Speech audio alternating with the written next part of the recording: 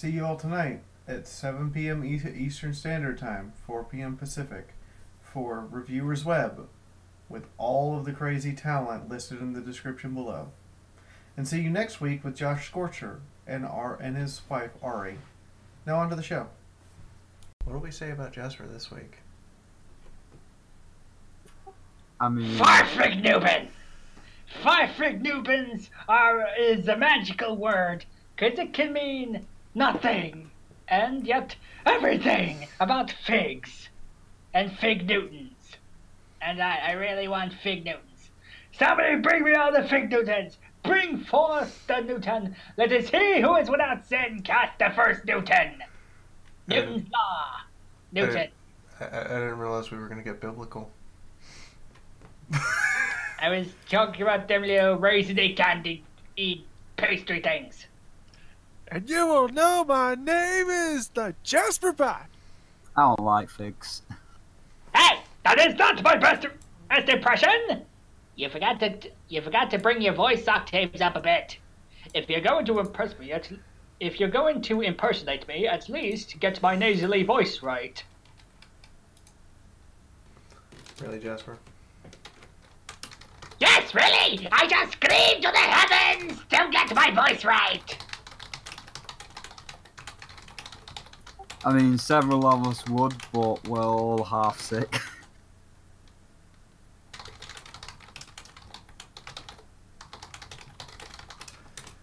Neat.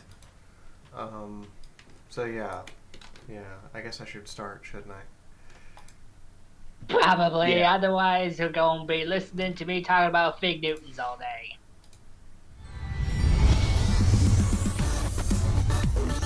Well, fig Newtons and making random screaming duck noises, just going.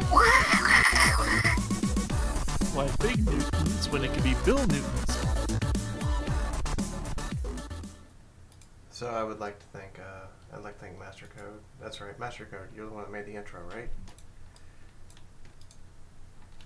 Yep, that'd be me. Okay, I just want to make sure. Anyway, hello everyone. Welcome to this week's episode of Reviewers Web. We were supposed to have a guest, but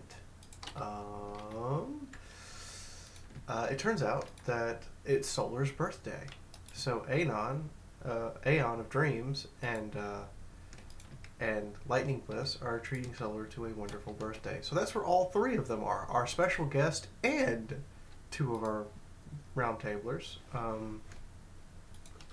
So instead, this week we have with us Golden Fox, who has shared his favorite episode of all time, and we're now going to talk about Hurricane Fluttershy. So Goldie, since this is your favorite episode, it seems appropriate that you start us off. Okay. Sorry about that. You caught me just in time. All right. I was just finishing up typing up my notes. So yeah. Hope you guys are enjoying yourselves. So yeah. Jesus. Hurricane Fluttershy is, yes, it is my favorite episode of the series, even after all the years with other episodes, which can be arguably better. But this episode spoke to me on a personal level in never giving up. I mean, most of the time, Fluttershy struggles through any kind of turmoil, insecurity, and utter failure based off of her own childhood memories of being teased and made fun of. A lot of people have had that, and that can relate to a lot of people. Most of which is comedically played, but at the same time, it still gets me rooting for her turmoil. Looking at this in hindsight, the only thing that hasn't aged well is the dialogue, as it feels it talks down to the viewers with, like, "you did it," which can sound patronizing at times. But that's only the result of the earlier seasons when it was originally targeted for a younger audience. But it's a minimal issue, as the rest was from comedy to having such an emotional roller coaster that Fluttershy confronts with. As a bonus, Dash is at her best, showing her concern for Fluttershy and putting aside what she wants to what's important when it came to raising the water to Cloudsdale. While there are some arguably better episodes like Pinkie Pride and maybe Twilight's Kingdom, this episode still holds as my favorite of the entire series. Cool. Are there any particular faults with this episode, or anything you want to highlight that you might make a little better? Well, I did enjoy the montage sequence, which was, of course, hilarious. It was meant to be comedically timed, but at the same time, I love that she's willing to try and step up her game. And on top of that, I really love the guitar work that I think Daniel Ingram was doing. I don't know if he did that or not, but it had some pretty nice work. Question for you guys: did you guys get vibes of Rocky or the Karate Kid when it came to that scene? Karate Kid. Both is good. So you're all thinking you're the best. I mean, Yeah, there's a lot of Karate Kid references there. yeah, the music they were playing really sounded like Karate Kid to me, not Eye of the Tiger. I was kind of hearing more of a Gonna Fly now. Kind of like that. Yeah, that's the Rocky. Yeah, that's Rocky. I'm going to be honest, I thought of neither, but that's just because of something I'll bring up. Okay. Yeah. Wow. I've got a. I forgot what the term is. Wow, I feel embarrassed. I'm gonna catch my breath for a sec. If you need a sec to catch your breath, does somebody else want to go, and we'll come back to Golden while he catches his breath? Are we doing this in order, or? We're not doing the same particular order. It's just whoever wants to go first. Since this is Golden's favorite episode, it made sense for him to go first. But I imagine some of you have some things you want to say about Hurricane Fluttershy. So whoever lights up will get the table. All right, then Zane, you got the table. All right. Well, I mean, I'll tell you a little bit of a story about this episode, because way back in the day, I didn't really know what this show was. Being in England, we don't have access to the hub, so I wasn't really, into the show. I didn't watch season 1 that much. The first time I saw Spike, I thought he was a Bubble Bobble dragon, and it's like, oh, they've redone Bubble Bobble. And then during season 2, I only caught bits and pieces of it whenever it may have come on, like the Discord episode and this one in particular. And this one was I watched with a friend, and it was this friend that got me into it, and I started going back through the seasons, watching them all up to Hurricane Fluttershy and delving around on the internet. And as I say, it was very good. I mean, seeing the later series now, Angel Bunny wasn't a dick in this episode. Who are you? What have you done with Angel Bunny? You are a fake. You're actually nice. Doppelganger.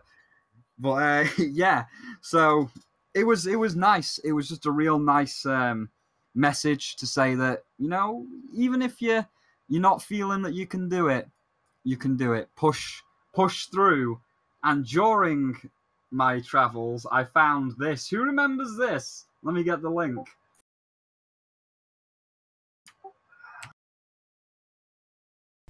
I mean, I really temper that sense of decency every single time you get a link. Aside from, trying Oh your no, it's a good link. That was the music that I was thinking of, because that's what I got shown right after the episode ended with a friend, or a couple of days. Oh, Aviators, later. yeah. Yeah, Aviators. And then I them, and it was pretty much Hurricane Fluttershy that got me into the show. I also want to point out that, there's multiple messages that I was able to dig up from this episode. It's not just, trying your best, but as what the episode states, that even whatever it is you contribute is something very minimal or very little, it can still make a difference. And the other part of which I will give credit to Mr. Enter on this one, that sometimes you can try as hard as you can or work the best you can, but you're going to sometimes stumble and fall. And the fact that you're unwilling to willing not to give up, it still adds on to, the fact that you had to confront with your own personal failure. So there's really just a lot of positive messages about pushing yourself, and there's a lot of ups and downs that you have to go through. And it feels a little bit of a realistic message compared to a lot of other episodes.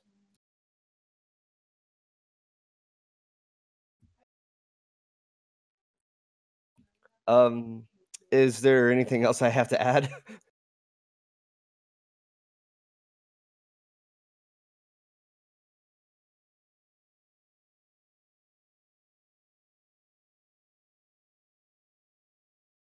It's an older episode, but it still checks out.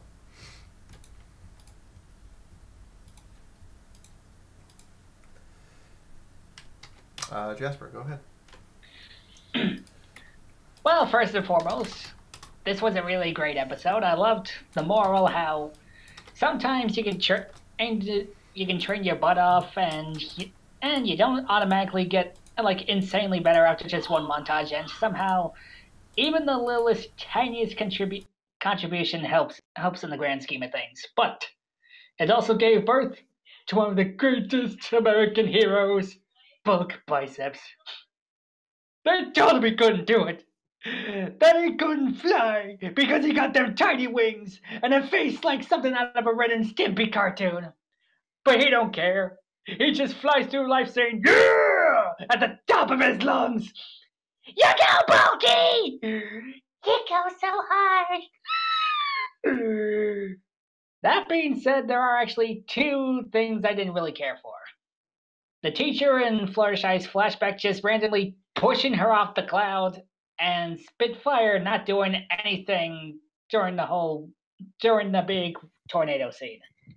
And how I would fix those? Basically, just have the guy just do nothing. Just have him stand there, and not even try to push her. Just maybe she just tripped on her own. And I'd fix Spitfire by saying maybe she wanted to contribute, but she kind of had a sprained wing or like a broken leg or something, so she couldn't really fly. It would at least make more sense than just having her stand there doing nothing. Other than that, it was a really solid episode. You go, boy! You go, Ren and Stimpy horse! This I now think we does can raise a question. How can Bulk fly with those tiny ass wings, but Scootaloo can't? Magic. Inspiration! The And cards. consistency is not the show's strongest suit. Mm-hmm. Magic. I also want to add on to what Jasper was saying about that one coach who pushed Fluttershy off the cloud. Based off of this and the laughing teacher in the flashback of Newbie Dash, I think we can confirm that Cloudsdale is just full of jerks. I was gonna say this means Cheerilee's the only good teacher.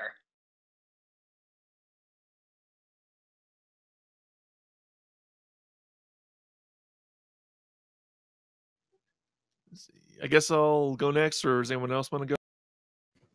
Yeah, go ahead, Master Code. Alrighty, so yeah, I think this is first off one of the strongest episodes of season 2. It's probably one of my top 3. Probably like top 3 or top. It's close, but anyway, it is a very basic. It is a very basic episode, and even the moral itself is very basic. But the reason it works again is because of the characters. Golden, he kind of brought it up already. He kind of went into detail about Fluttershy and Rainbow Dash, but let's see if I can I'll try to add some new stuff. So up until I believe it was Dragon Shy, and I know I could be wrong here. I could be remembering things wrong because we're going all the way back to the past. And Dragon Shy was really Stairmaster. Sorry, Stairmaster was the last episode before Hurricane Fluttershy. They really had Fluttershy confronting a fear, confronting some monster or whatever. Dragon Shy was also another similar one, fighting against a monster. But the reason Hurricane Fluttershy is more powerful is because, sure, yeah, there's a big evil monster, but that's, it's not something you can really connect with. Here, this was overcoming fear of oneself, of one's doubts. Just quick side note. One of my favorite things about the video game Jade Empire was one of the final boss fights where the final guy, he intimidates you. He's like, doubt will ruin any heroic warrior or something like that. And that's true. I mean, doubt, when with all the teasing and harassing that Fluttershy has been through all her life, just being kind of a doormat and whatnot. She's had doubt like implanted into her mind, into just every single aspect of her life. Even in that montage, there was times where she still doubted herself. But I think that again, because the character development for Fluttershy is what really sold it. Even Rainbow Dash, who again is mostly in the beginning in it for to show off, be like, hey, we're the best, we can do anything and whatnot. That's typical Rainbow Dash. But again, they don't stay on that for long. Where she actually cares about Fluttershy's feelings. She wants it's like, I care about you. I want to know. I want to see if I can help you. That's just perfect. This is actually some of the best Rainbow Dash development of that season in that episode. And then even the climax, I think, was executed. excuse, excuse me, jeez. Fair warning, people are sick. Yeah, really. Anyway, yeah, the climax I think was executed very well. Let's see. Let me looking through my notes. Anything else? One thing I really liked, and I don't think we've really seen it even this far in the series, is it's something minor, but I think the animation, even for that time, was done very well. Again, one of my favorite shots in that episode was the when Fluttershy is doing in the montage, and Fluttershy is doing that spin around. They had that kind of 3D effect. I thought that would look great. And the other thing I really liked was we got to see Cloudsdale in the morning. The hues and the colors looked fantastic. I absolutely loved it. As far as negatives, the dialogue, I agree, is very basic or simplistic. But again, it's because of the characters why the situation works. The other thing is, again, Joey brought it up, was the teacher from the flashback. It's like, yeah, you're kind of putting this. It's kind of it feels forced to kind of do this. Like, I'm a jerk. I'm a teacher. Have a good luck down there, whatnot. So I think you could have just done without the teacher and just have her like try it on her own. Like, I believe I can do this, and then she fails like that. I think that's much more powerful. Other than that, I think this is a very good episode.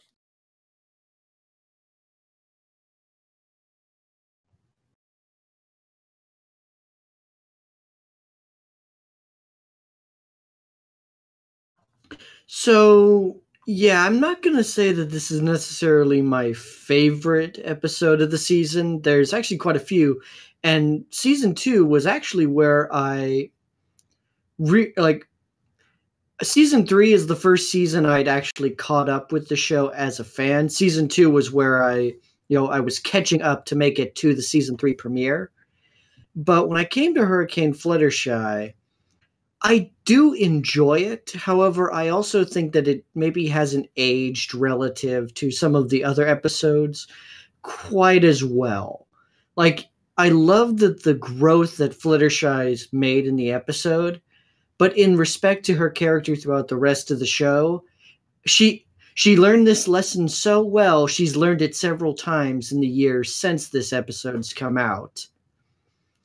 And there was a part of it that I've always noticed, an issue in the narrative that I've always had a problem with. It's a minor nitpick, but it's something that always bothered me because it was an easy fix they could have done. Spitfire. Spitfire is standing off to the side. Ponyville is struggling to get this water, which is needed for all of Equestria. Ponyville is struggling to get that water out. And they need just a little bit. Fluttershy adds just enough to get the situation done. But if Spitfire had joined in, Fluttershy's contribution wouldn't have been necessary at all.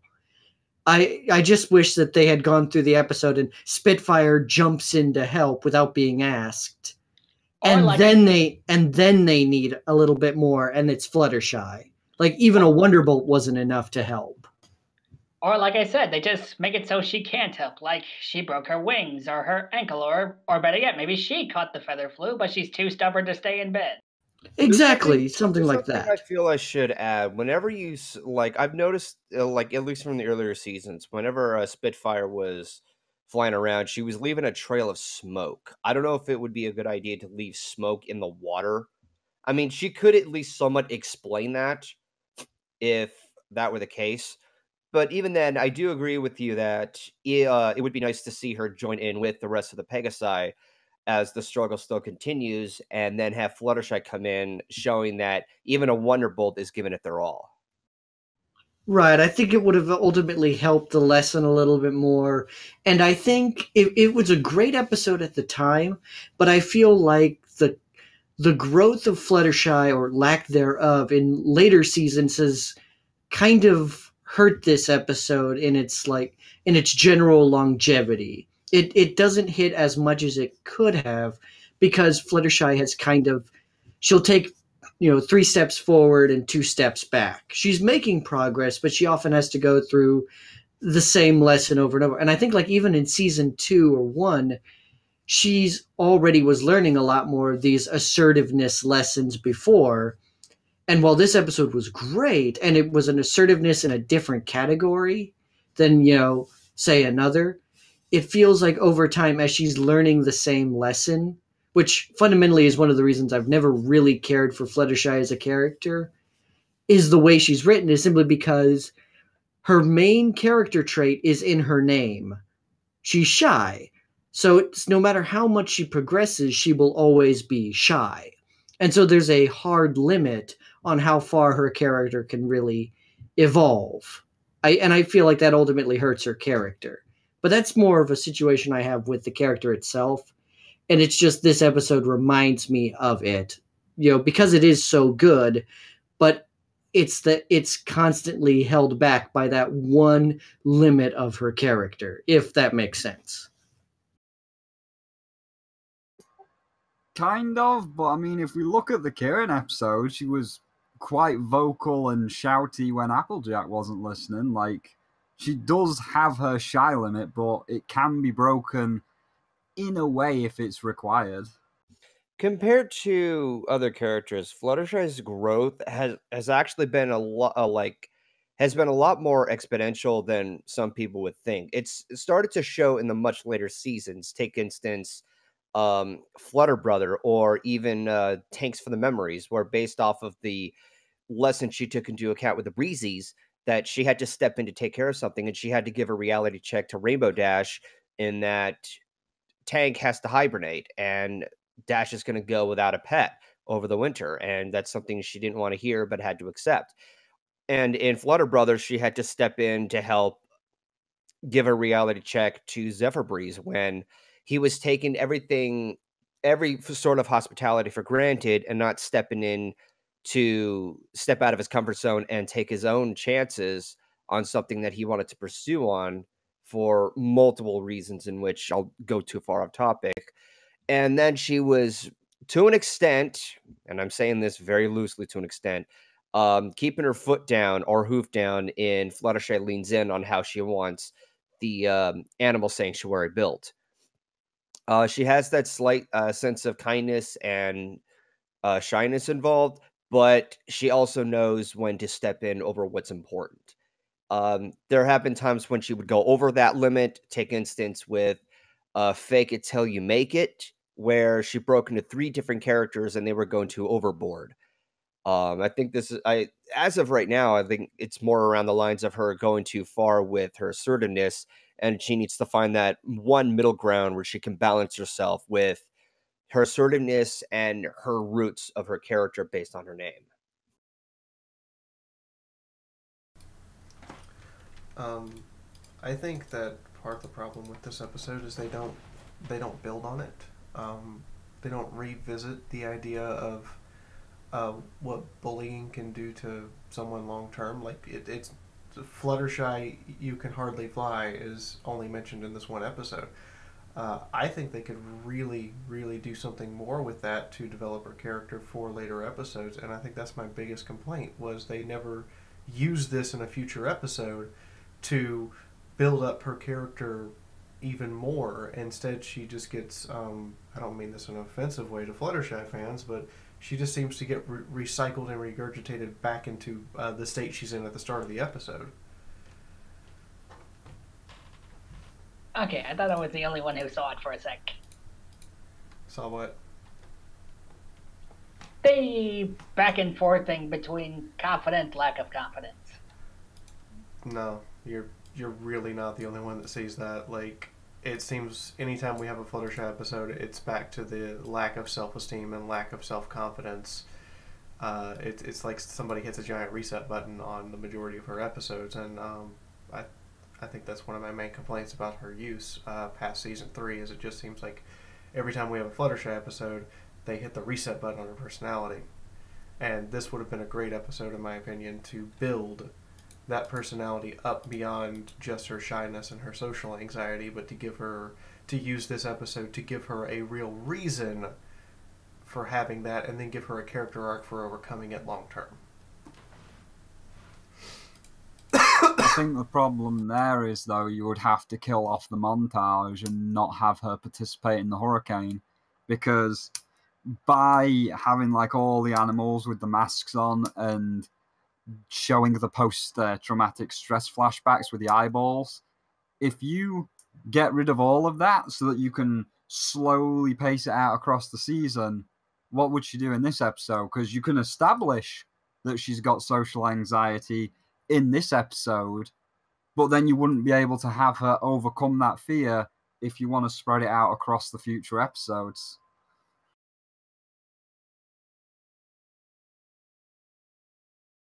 Well, if we wanted to take this from a more slightly more adult standpoint, stuff like you mentioned PTSD, stuff like that is not something that you just get over.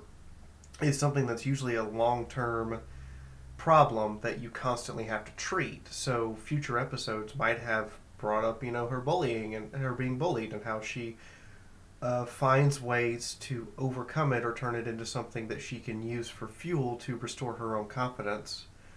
Kind of like more a mentality of someone says you can't do it, and she looks up and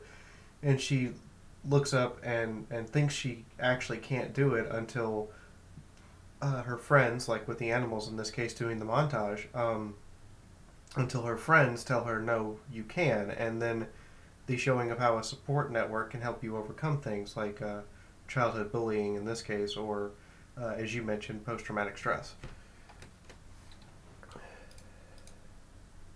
And then just to go back quickly on something, Fiaura, that you said a couple things ago. I'm just going to go quick into it about the whole reset button and whatnot. I'd also forgot that this was also the season, and there was a few episodes prior, which was putting your hoof down, which was really like the major stepping stone for Fluttershy becoming assertive. And then a couple episodes later, we got Hurricane Fluttershy, which was her gaining over her confidence issues. So you got 2 episodes that kind of complement her character back to back. But then after season 3, I don't think, I may be blanking here, but I don't think she even had an episode in season 3. But every other subsequent episode She about did. her being, what was there one? Did she have one in season 3? Yeah, was- just comment Flutter on. Oh, right. But yeah, kind of. But okay, yeah, that goes to my point still. So, they after those 2 episodes, Hurricane Fluttershy and putting her hoof down, all of her character progression didn't seem as major in future episodes. Like, they seem kind of minor. Like they just keep stretching out the same plot point. Yeah, they changed like the situation and the alter it a little bit, but for the most part, nothing really hit as hard or as much development as for Fluttershy as those 2 episodes. So yeah, I can kind of see how it's the reset button over and over again, to go back to status quo and whatnot. So that was my quick little spiel. Ouch.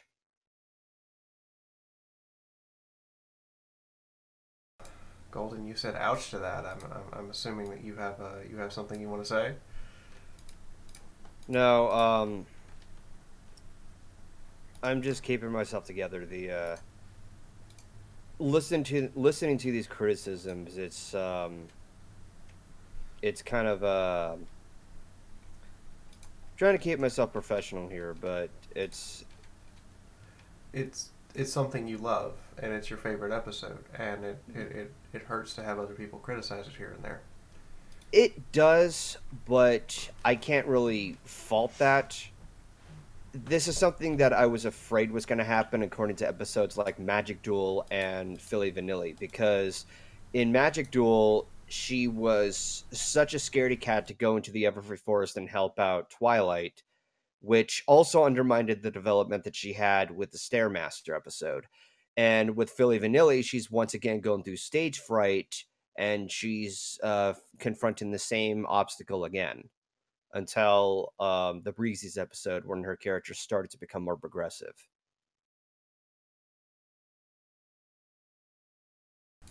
And I think that's something. That's two things we want to highlight here.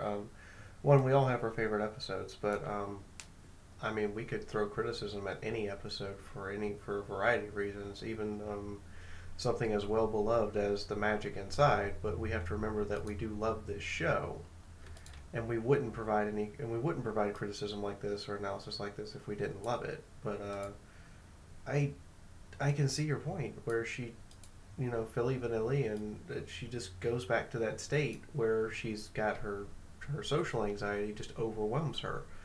And what I really, really wish for her as a character is if they would have started to build the idea of her creating systems and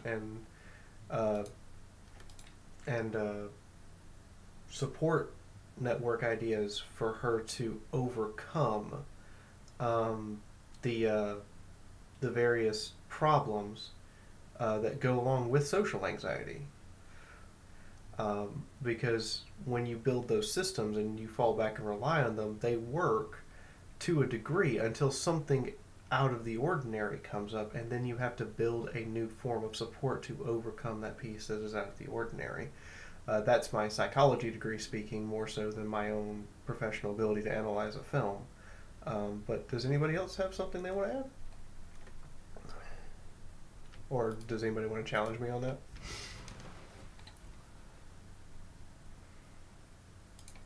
Anyone? Okay. Does anyone have anything that they particularly loved about this episode that was done absolutely perfectly? I know Golden probably does. I do, but I want to hear what everybody else has to say first. Yeah, Brony. Well, I've always enjoyed like really unique presentations of a narrative, and regardless of my personal opinions of Fluttershy, I do think that the montage sequence in this is just, it's wonderful. It's both a loving tribute and almost a parody of kind of the 80s action film. And then you also have some just beautifully constructed lines and jokes from characters like Spike. Rainbow Dash has some pretty great moments and scenes. And she comes off, like in a lot of the episodes, Rainbow Dash oftentimes comes off as very unfeeling or unsympathetic, kind of a dick. But in this episode, she really did she kind of understood where Fluttershy was coming from. She had her own perceptions and opinions on things, but she seemed far more patient in this episode than she even does maybe in later episodes.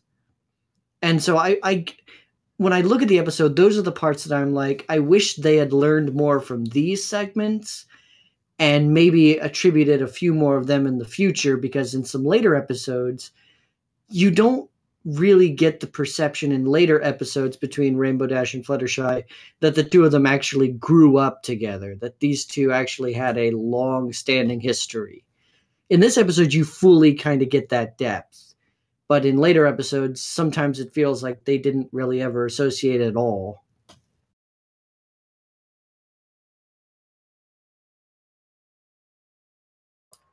I would say my favorite part is the animation. They did a really good job on this one. Like, you've obviously got the nice painted backdrops like Cloudsdale at sunrise, but some of the rotary animations, like the montage scene where she's spinning round, or the PTSD scene where the camera rotates around with all the eyes. They did a good job on all of the rotation animations or the rotations in the vortex. Let's see. For me, this kind of goes back to how the dialogue in the story was kind of basic. In the while there were some jokes in this episode, I liked how, for the most part, they actually played it pretty straight. There it was very basic. We got this mission, we gotta take out the water, put it in a Cloudsdale. They didn't really mess around. The writers concentrated on what was important.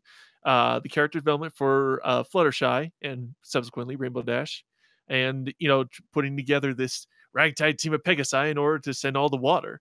And I really applaud this episode for, they could have thrown in a whole bunch more jokes or pop culture references or whatnot, but no, I liked how they played it pretty straight.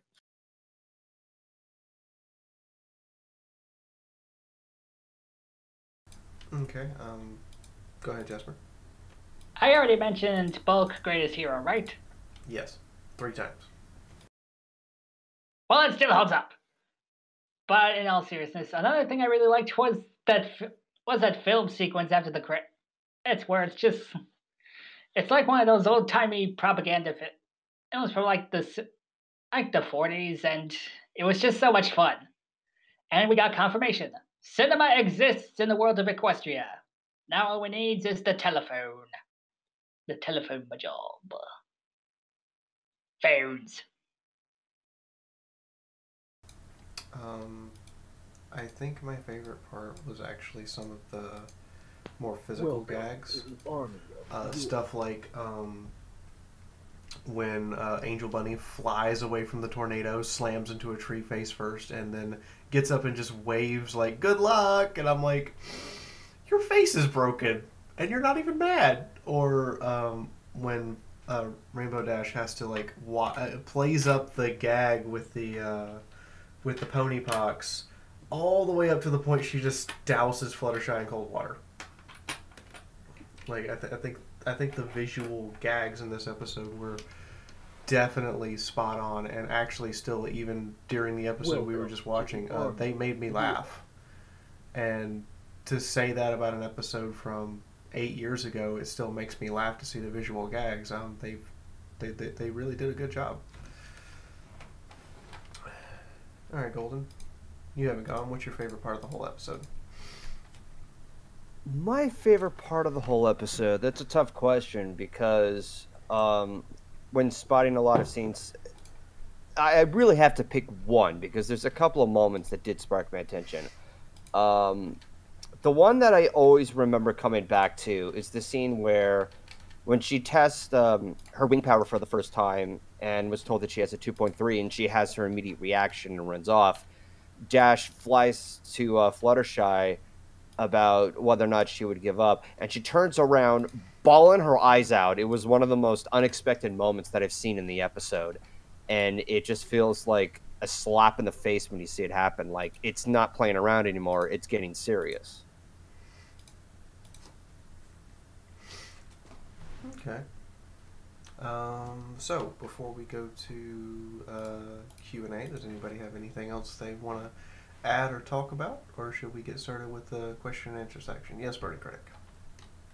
I do think that it's important, especially since this is Golden Fox's favorite episode, that regardless of my particular issues with the character or my particular issues with maybe how this episode relates in context to the rest of the show, it's still a really good episode. If half the episodes of of the current season were as good as Hurricane Fluttershy, like, this show would still be going on for like another 2 or 3 seasons. I guarantee it. Like, this is still top tier, a top tier episode, and I'm really glad we get a chance to talk about some of these earlier episodes as well. I'll bring up one last point for you all. One, Angel Bunny just smiled and waved because that's not the real Angel Bunny. If it was, he would be plotting her demise. But I know, right? Second, the method of transporting the water. Like, in that little cinematic thing that they showed at the start, that looked like the water was supposed to just go straight up, and even Spitfire seemed shocked when it arced directly into the funnel. And two, is there really not an easier way, like a giant tank or some way of just putting the water in and flying it over there? It seems like it's a very convoluted way of moving the liquid from the ground all the way up to the sky. You're right. I honestly think that they could have been safer about it. It might have been a little slower, but they would have definitely been safer if they would have just used buckets.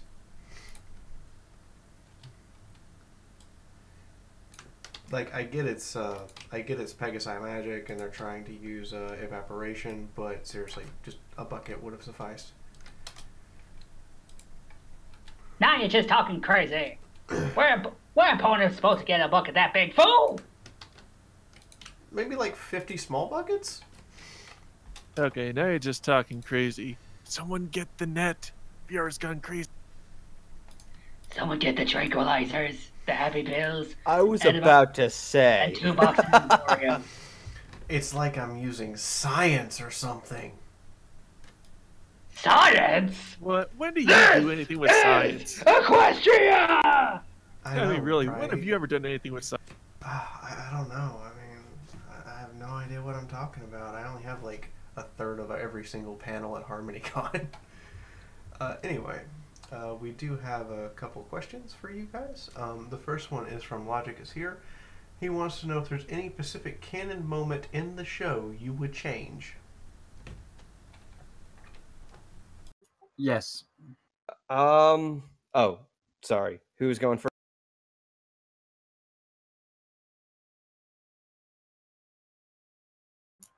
The one moment that I would change, and I wouldn't necessarily change it too much, but it's Discord. I don't think he should have been reformed in the way he was reformed, like, because he's pretty much, I'm good now, no bad whatsoever, and it would have been nice to see him more as, I guess, an anti-hero, where it's like, yeah, I'm not gonna completely destroy the world, but I'm also not on your side, and you're gonna have to convince me to do things, not just because Fluttershy said so. I think a little more of that development happened in Twilight's Kingdom, where he decided to go against his will, against all the others, until his own power was taken away. And then he had the reality check that after being given some support from Twilight, it gave him the motivation that maybe he ought to do better. Yeah, but that plays back to this whole thing of everybody's got good inside them and everybody's gonna be reformed. It's why I fear for Chrysalis. Like, I just want her to not be skittled. I don't want her to end up like Thorax. Like, can we just have one that ends up being the absolute? Okay, wait, I was gonna ask. What about Tyrek? I was gonna ask, did they say, like, the show as in the show in general, or the show as in the episode itself? The show in general. Oh, in that case, please continue, Golden. I would change up the attitude of the Wonderbolts, because that was a really huge effect on how horribly executed Newbie Dash was. And not just that particular episode, but Spitfire's attitude, especially since Rainbow Falls, because good Lord, that alone is what made me hate that episode so much. And it's not just because of how I didn't want it done. It really ought to take into effect on how it's a whole different can of worms if I talk more about it. But basically, it's something that military standards are something in which that general audiences would still have trouble grasping on the count of multiple reasons. And I had to be told a couple of things from Josh Scorcher when we were once talking about an episode. And that just shows that the episodes have trouble standing on their own, on top of trying to aim for the quote-unquote military accuracy. So mostly the Wonderbolts and Spitfire's attitude. That's what I would change on what's canon. I would change 2 things. 1, I would write Starlight as less of a glim ex machina. And 2, I would replace Cozy Glow with a yappy Pomeranian. Oh, there's one more thing I would have changed. Make Diamond Tiara's character more progressive than out of the blue. That would imply that they're ever going to use her again. Yeah, she hasn't been. It seen is since- kind. Yeah, she hasn't been seen since Raiders of the Lost Mark. They gotta just she kind of just dropped off the face of the earth. She got twisted. She got replaced by Cozy Glow. So, if I could choose one moment, I would probably. So the episode, I forget the name of it, where Rainbow Dash officially joins the Wonderbolts. Newbie Dash. Yeah, I'd throw that whole episode out and redo the whole thing because. Thank you! For a start, having been at least all the way through my AIT and most of sniper school, that's not how hazing works. Like, just straight up. You might get, like, a little bit of it the first 3 or 4 weeks, but if you're going to be putting on, like, a Blue Angels equivalent air show, hazing's done as soon as you get into to anything high risk. And a lot of what they do is supposed to be high risk, very flashy stuff. Yeah, you don't know. You check and you have concern. And the other thing is, you like they gave her a bad nickname, but in reality, your nickname or your call sign is supposed to be something that when someone calls you it, you agree to take it on, not you're stuck with whatever you get called first. And so like. It just makes no sense that Rainbow Dash doesn't step up and go, I don't want to be called Rainbow Crash. Can you guys call me something else? It literally, it's bad form to give someone a call sign and not have them agree to keep it. It's very bad form and it's looked down upon very heavily, both in the Air Force and in any form of special forces. Fiaura, I want to hug you for saying that because holy crap, that's just one of the major things. I'm not going to drift off the subject matter too far, but holy crap, you just helped me explain so much of my issue with Newbie Dash. So I would just take that entire episode and burn it and start from scratch. Like, initial hazing, yes, and the moment someone calls her Rainbow Crash, she steps up and says, can you call me something else? And it's at that point that they realize, oh, we're being dicks for the sake of being dicks. This has gone beyond normal hazing. And that would also give an excellent opportunity to kind of look into the psyche of Rainbow Dash, because we've seen the effect of flight school on Fluttershy in this episode. It'd be really interesting to kind of explore the effect that it had on Rainbow Dash. You know, kind of see that maybe they both had some damage from their experiences with it. Like, I'll give you my personal example. When I was at Fort Benning, I got referred to as two-shot for 2 reasons. One, I always pissed off the drill sergeants when they would take a shot at me, I'd take a shot back. But 2, the reason they came up with two-shot was because I was able to consistently put a bullet on top of a bullet at a target. So they referred to me as two-shot, which was both an insult and a compliment, and I accepted it. Whereas my spotter, Rickles, was originally called Door Klutz because he ran into a door on his first day of basic training. He didn't want that. So during AIT, he got renamed to Rifle Check, because every single time that he would go to use his rifle, even if he just used it, he checked the scope to make sure it was still lined up. So it's kind of that military decorum that you have to accept the name you're given. You're not just allowed just to call somebody something to be an asshole. Because if you're calling somebody something to be an asshole, it results in what happens with Rainbow Dash, where she has to prove she's better than that. And that results in her both ruining the show and significant amounts of personal injury.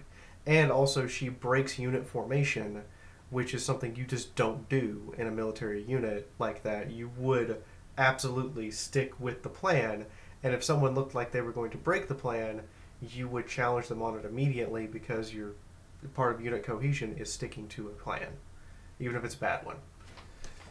And this just adds more to the reason on why I feel that Spitfire and the Wonderbolts and their attitude really ought to be changed. I get that they're supposed to be tough in order to toughen you up, but there's much better ways of doing it, and not just completely ignoring the issue or being so complacently oblivious to the issue like what happened in Newbie Dash. I mean, you have a moment where Fleetfoot tries to comfort Dash, and Soren is just nice in general, and at the end of the episode, they all unveil their own real nicknames, but there has to be... It should have been so obvious to them, especially Spitfire, because, as you pointed out, the whole nicknaming that Dash cannot stand was just a ticking time bomb, just waiting to happen. And, again, I'm drifting way off the subject matter. We're supposed to be talking about Hurricane Fluttershy. Wow. Well, no, they asked the question, what would be the canon moment we would change in the show? But I think I've overstated my welcome on that. Anybody I else? have... Go ahead, Brian. I have one. So this is an aspect I've always had. Like, I've talked to people. I thought initially it would be how I would change up the Crystal Empire, but I've talked to people about that for a long time and given my perception on that for quite a while in the past. If I had to say something that changed in the events, I would shift Twilight's ascension. Instead of her ascension being at the end of Season 3, I would shift it to the beginning of Season 4. I would have when the girls have to return the elements of harmony. Part of the consequence of returning the elements of harmony is that the tree actually bestows upon and ascends Twilight, because that seems much more worthwhile, like a much more worthwhile sacrifice. That seems like a much more worthwhile understanding of friendship. It feels more like she deserved it rather than she completed some unfinished Star Swirl homework. You know, that feels like it feels like it wasn't quite earned at the end of Magical Mystery Cure. But if we just shift that around to either being the beginning of the end of Season 3 was that transition with the elements of harmony, like that storyline, I think either or could have been really, really helpful. And it would have also built up, if we had made the opening to Season 4, maybe the season finale for Season 3, which would have also, by consequence, I think that, no, that wouldn't have gotten rid of Newbie Dash. That was a later season. But anyway, you know, we could have used that two-parter as the season finale for Season 3. Then we could have ended on her ascension. Discord, who was introduced in Season 3, would have had a point and a purpose in Season 3. And, you know, it would have felt more triumphant, especially if it had turned out that Season 3 did end up being the last season like there was the initial plan. I mean, that's opening a can of worms of should she have even been ascended in the first place. Oh, I think that was a given. That was a given. I think if you look at the overall growth of her character, that was going to happen. That was the direction it was absolutely aiming to, and there's no avoiding it. Like, I think we like to think that it wasn't going to happen or that it might not have happened. But the more I look at how the story was progressing with hindsight, it was inevitable. That was going to be the conclusion. It was, but now they do nothing with it, and every time there is a problem, and there's like a big problem, it's like, oh, I'm powerless. You are an alicorn. You have the powers of a god. Why can Rarity do this, and your godlike powers can't? And it just seems a little bit unforesighted that they didn't counter in the fact that she'd get extra power. Oh, and of course, there's also the fact that she is a princess. Royalty. Leadership. She literally has some abilities and powers, and I feel like there's, like, some episodes, they absolutely get that. Most episodes they don't. Like when they go to Manhattan and she can't even get a cab. Like, what is up with that? It's because I'm purple, isn't it? And guess they're Well, trying to still make her relatively relatable, but it kind of backfires at times. well, I hate to put people on the spot, but we actually haven't heard of the canon moment that Jasper or Master Code would change. I already said what I wanted. Make Oh. Starlight Glimmer less of a glim ex machina and replace Cozy Glow with a yappy Pomeranian. Because those things are actually cute and possibly evil. Okay, so I'm gonna kind of cheat on this one first. The first one's gonna be quick, just because we've just about killed it to death. I am in agreement about the whole Wonderbolts and Newbie Dash and whatnot. You guys already pretty much like buried the hatchet on that one. But the thing with Newbie Dash, I'll just go very quickly, is right off the bat, I knew the episode was in trouble because the opening. You may as well just had Spitfire just knock on Rainbow Dash's door and, hey, Rainbow Dash, you're wonderful now. Bye. There was no build up. It was just, hi, you're a Wonderbolt now. I'm like, wow.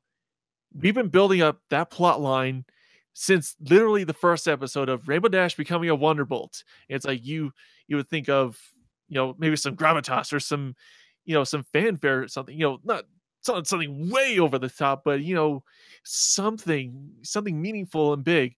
And just Spitfire saying, oh, hey, you're a Wonderbolt now.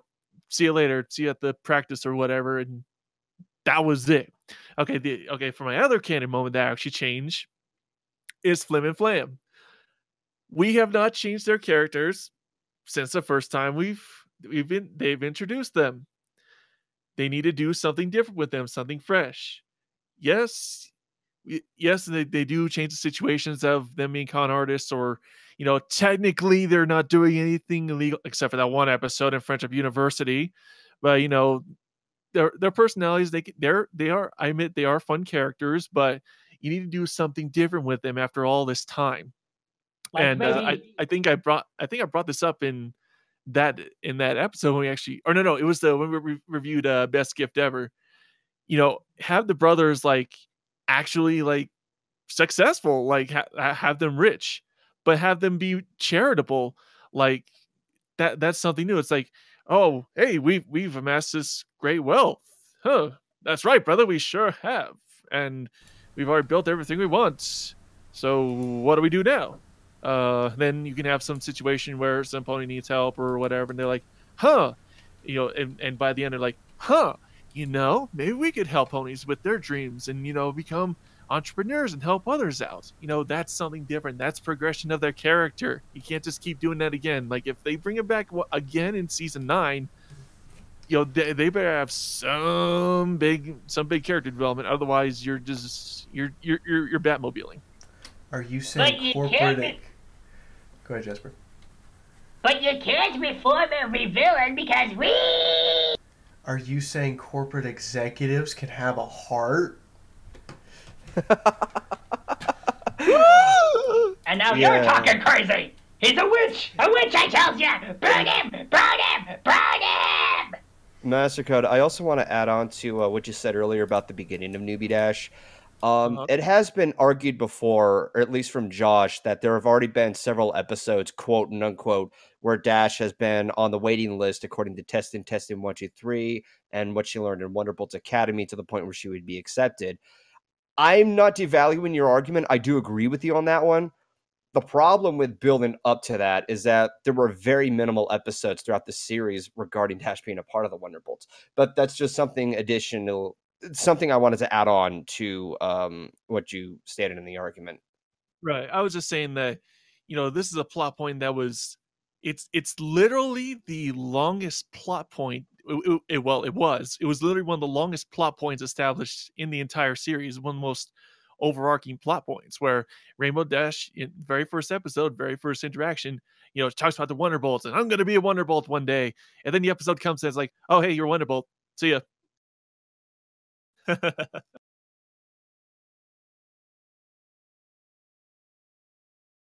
Does anybody have anything else that they want to bring up, or should I move to the next question? We don't have a lot of questions, but should I move to the next one? I think you should, or we're gonna just go on everything we would change, like scrapping the entirety of Father Knows Beast and starting again. Oh God, I would join with Okay. you.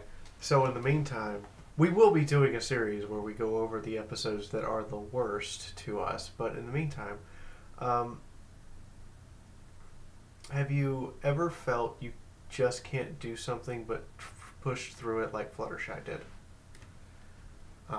Since I posed the question from chat, I guess I'll be the first one to answer. Yes, repeatedly.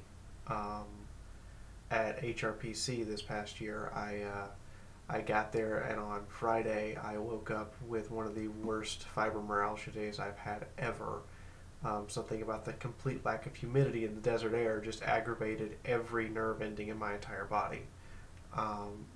But there's one thing about Nevada that's freaking awesome. Pot's legal. So I physically had someone help me walk down the street and get something for the pain, as it were, which was a big fat bag of pot, and then I proceeded to go through all of HRPC pretty high, just to get past the fact that I would wake up in the morning and it would be the equivalent of both my arms and legs broken and just wanting to scream at the level of pain. So who wants to go next?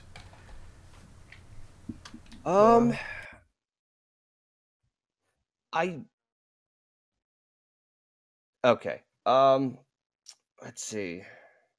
There's multiple occasions. Some were yes and no. Having some development of guitar skills, it was a little difficult for me to learn because of how overwhelming the neck is, and especially since that I first played cello and then I started playing guitar. Learning chords and pushing myself to get better at it. I'm a little rusty at it right now, but like I had pushed myself to have some skill, but I'm not really satisfied with what I have. That's something that I'm pretty sure that further down the line I would be able to have. Another example, and I'm kind of like cheating the question on this one, is pushing myself on some major projects with many videos that I was working on.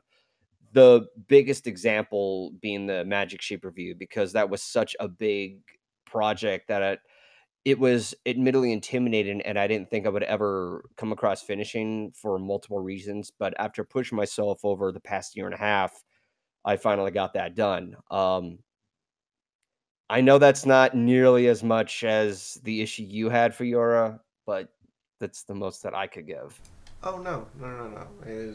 It is completely valid, because in your world that was something you had to overcome. It's not that my issue was worse or your issue was worse. It's you had to overcome something. How did you do it?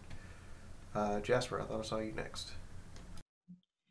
I've had this issue a lot, but one of the most frequent, but one of the biggest ones I can think of. I didn't actually think I could move all the way out to Cali, but then I did. So yay.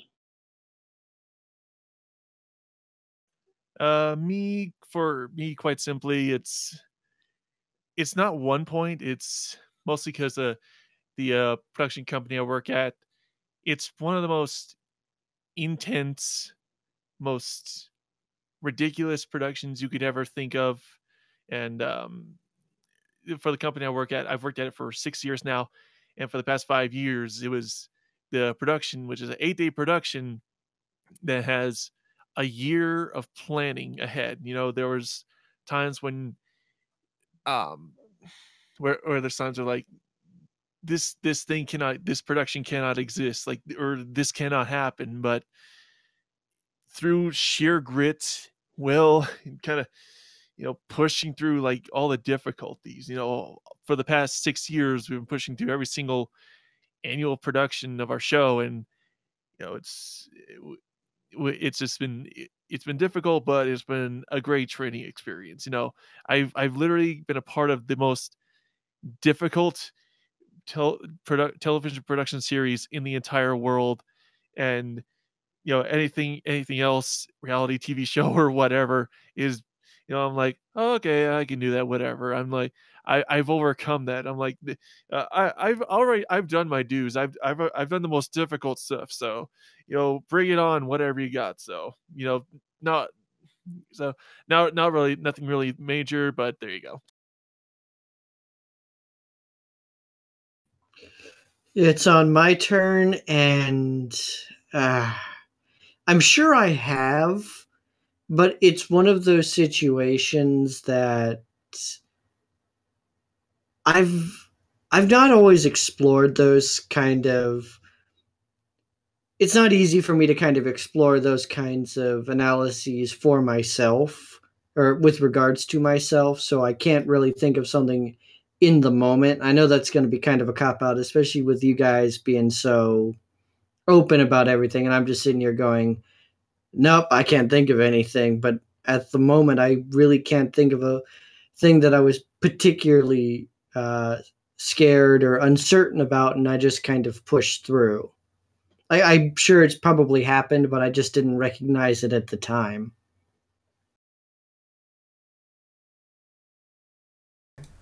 So a much more lighthearted question. Do you guys believe weather manipulation should be a part of the equestrian games? Ice Cloud. Yeah, I'll pass. Probably. I also think I'd like to see what happens in the Equestria games. Jasper, come on, let's take a deep breath. I'm not gonna take a deep breath. Let's not drift out to another controversial subject matter.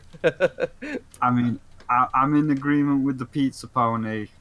We can't say whether, because for all we know, weather manipulation could already be in the games, but we never saw them. Yeah, no, I totally agree with you there. It's just we kind of drifted off the subject matter of, like, a bit once. Didn't just as a note, didn't we have like 5 episodes that led up to the equestrian games? Yeah, there kind of was. Just for Sidekicks, Games Ponies Play, Flight to the Finish, and Rainbow Falls. So that's 4. And then we had the equestrian games episode, and then they didn't show us the games. Yeah, instead Well, we know were they could have focused been on a giant Spike. snow cone making contest. The funny thing about that argument is that everybody said that if it focused on the games, the episode would have been boring. Does anyone? They're kind of right, because, the Equestria Games are the Olympics. Who here would want to watch 4 hours of the My Little Pony Olympic Games? Oh yeah. Do you really want to watch derpy shot putting? Yes. Yes, kind of. I mean, I would be up for Unicorn Magical Bolt Tug of War, where the 2 unicorns fire bolts at each other and see who can overpower the other one. And obviously you have to have a conflict, and I think that the whole confidence issue would revolve around Dash with her and Spitfire, or some kind of competitive nature that needs to find a better middle ground. May even be a much more justifiable episode than what Rainbow Falls did. Or what they could have done, I honestly think that might have worked out a little bit better, is because we did get a good Spike episode out of the Equestria Games. That episode is one of the stronger episodes with Spike. So I say, let's keep it in, but let's do it like they did in that previous episode, where they kind of, they had the 2 episodes happening simultaneously. They had the episode Sidekicks and Games Ponies Play. Exactly. They were already doing that. They were already doing that with the show. So why don't we have one episode that's focusing on the Ponyville sports team, maybe them having to compete with the other teams, or having to overcome their own personal challenges, and then we have another episode where it's simultaneously happening with Spike, and maybe we can the episode as a Deus Ex Machina, but it actually gets revealed that it was something happening in the other episode that resolved it. So you could have these little fun, exciting moments, these interesting bits, as it were. That would have been a lot more symbolic. Like, it starts that way and it ends that way. I've got 2 ways to counter you, Brony Critic. First of all, who would want to watch 4 hours of Pony Olympics? Oh wait, we did that with the Midnight Sparkle movie. And secondly, who wants to watch 4 hours of ponies doing Olympics? Well, if it was done like a different kind of Olympics, it'd work. Can anybody say, "Welcome to the Fry Cook Games"? I mean, if SpongeBob can have stupid things like ice cream diving and like French fry javelins, I'm sure in a magical world of horses they could think up some silly games. Once again, I would like to direct y'all to the possibility of a giant snow cone making contest. All right, fair enough. I retract my previous complaint. I still say that my point, though, is a good alternative. No, no! I can agree with that. In the meantime, I believe that's all the questions I have for this week. But Insane Spyro, you have some artwork. Go ahead and start uploading it, and we'll start wrapping up here as soon as we show off whatever horrible thing that I have to look at now. I'll Yes, prepare so- for so- a therapy bed. I've got a question, if anybody can text him. Can we get Aeon in for this last bit? Because Nope, he is he's in gone. the He's not picture. available. Yeah, he's out. He's Oh, yeah, yeah. he's AFK. Oh, that's They're at a movie for Solar's birthday, so they're Solar, Rainbow, and Aeon are all taking care of Solar are all having his birthday. That's fine. Right, well, basically, this is a little comic, and we've got live footage from last Monday when it was Jasper's birthday. Live footage, live on NBC. I'm frightened. I'm frightened. So, the first one is You're frightening going up now. And, oh, what a lovely cake that is. Did you I enjoy know where that this is cake? going. I know where this is going. Go, keep going. Oh God! Scared. Oh, I'm God. scared. I'm frightened. I'm afraid.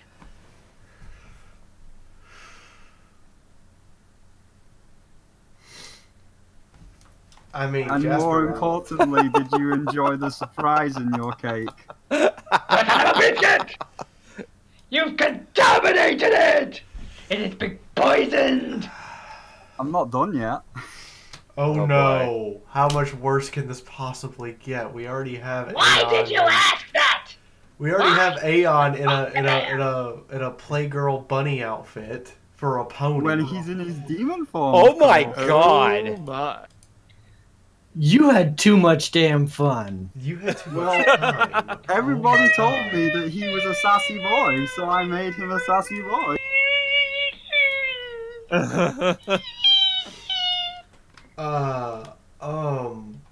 Jasper's broken. I could see. Paradise lost! I can see why Jasper's shattered now. Jasper, you gonna be okay? I don't know. You look at this picture progression by progression, and you tell me if I'm gonna be okay! Needs more barbecue sauce. It has barbecue sauce. Look at the thing above Jasper's head. Oh damn, yeah, no, that is it. Yep, sure is. I Yeah, love Lord Aeon brought his own special brand.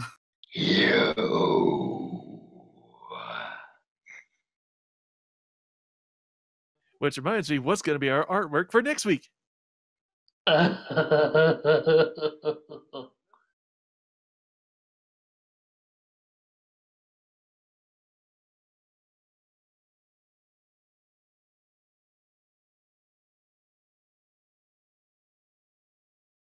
Present at HarmonyCon next week, so we will be 2 weeks delayed, and on that week it would be the 16th. So I don't have a guest lined up. Whose favorite episode do we want to go over on the 16th? Or does someone want to volunteer?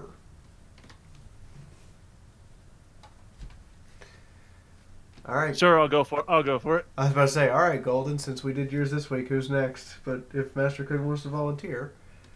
Oh, I didn't know that I was supposed to answer, but yeah, no, I'm cool with Master Code doing that. So we will find out what Master Code's favorite episode is on the 16th of February, and we will see what we're going over. But I will be at HarmonyCon next week, and I know that Blissey might also be showing up. I am frightened of this particular podcast! So in the meantime, Golden, if you want to start us off with letting people know what you're currently working on, and I'll start putting links for people in chat as they go over what they're working on. Oh, that's right, our outros. You could check out my content on my main channel, my secondary stream channel, and my Twitch channel. Do you have the links, Fiaura? Okay. For the one channel you want to advertise, but if you have more links, I can add them to the list.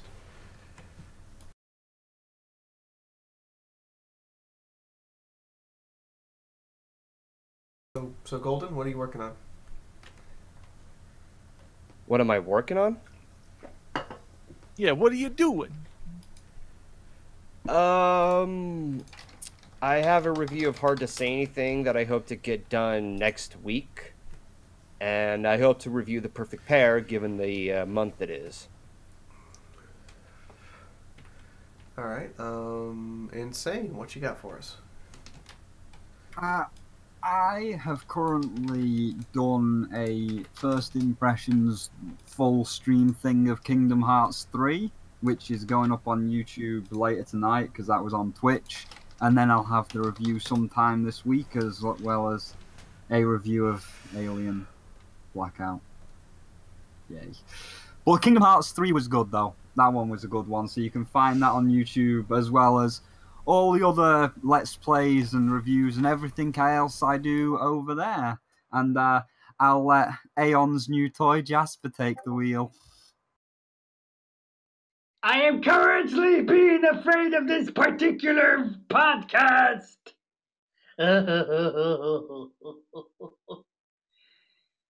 But for realsies, also, I have finally opened up comic commissions again on DeviantArt, so if you want to see a personalized Jasper comic be made, hit me up on there.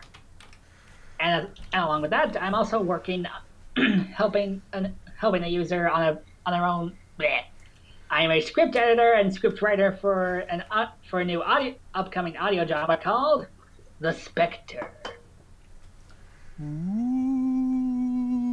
And as soon as I find the right links, I will show you. But yes, check out his stuff on the SoundCloud. Be there or be rectangular.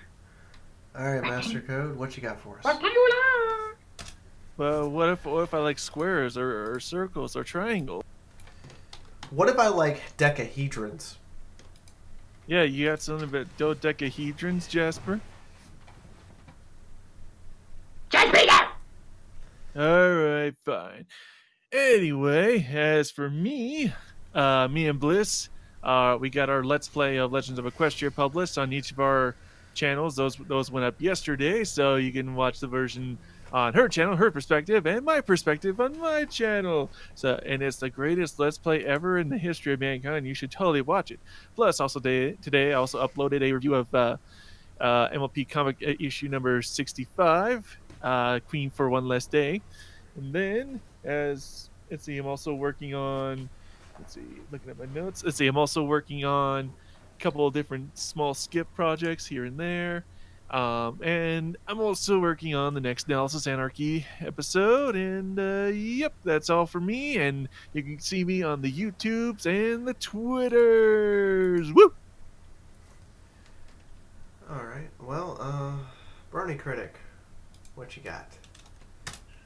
I am the Brony Critic. I focus primarily on fandom reviews and fan content. In that sphere, I have finished up a script for one of my reviews. I just need to find someone who's willing to look at it and edit it and help me make sure it makes sense, because after a while, when I write scripts, it kind of turns into garbage after a while if I don't. I can be kind of long-winded, as you guys have probably noticed about me. So as soon as I get that done, I'll be able to start working on the actual parts. I'm still editing some of my panels from TrotCon this year. Working out and trying to organize some things for potentially going to BronyCon this year. And doing just a little bit more writing on the side as well. All right, and I am your host, Fiaura.